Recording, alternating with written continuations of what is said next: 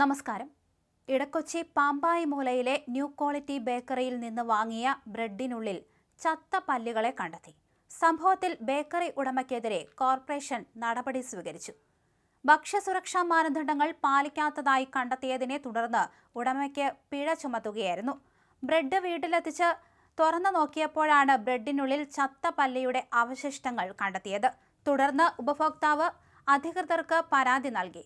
തുടർന്ന് നടത്തിയ പരിശോധനയിലാണ് ബേക്കറിയുടെ ഭാഗത്തുനിന്ന് വീഴ്ച കണ്ടെത്തിയത്. പരാതിയുടെ അടിസ്ഥാനത്തിൽ കോർപ്പറേഷൻ ആരോഗ്യ വിഭാഗം ബേക്കറിയിൽ പരിശോധന നടത്തുകയായിരുന്നു. തുടർന്ന് ഉടമയ്ക്ക് പിഴ ചുമത്തി. സംഭവത്തിൽ തുടർ നടപടികളും ഉണ്ടാകും. ഭക്ഷ്യവസ്തുക്കളുടെ ഗുണനിലവാരത്തിലും നിർമ്മാണശാലകളിലെ ശുചിത്വത്തിലും വീഴ്ച വരുത്തുന്ന സ്ഥാപനങ്ങൾക്കെതിരെ കർശന നടപടി സ്വീകരിക്കണമെന്ന ആവശ്യം ഉയരുന്നുണ്ട്. എന്തായാലും സംഭവം പ്രദേശവാസികൾക്കിടയിലും വലിയ ആശങ്കയ്ക്കാണ് വഴിവെച്ചിരിക്കുന്നത്.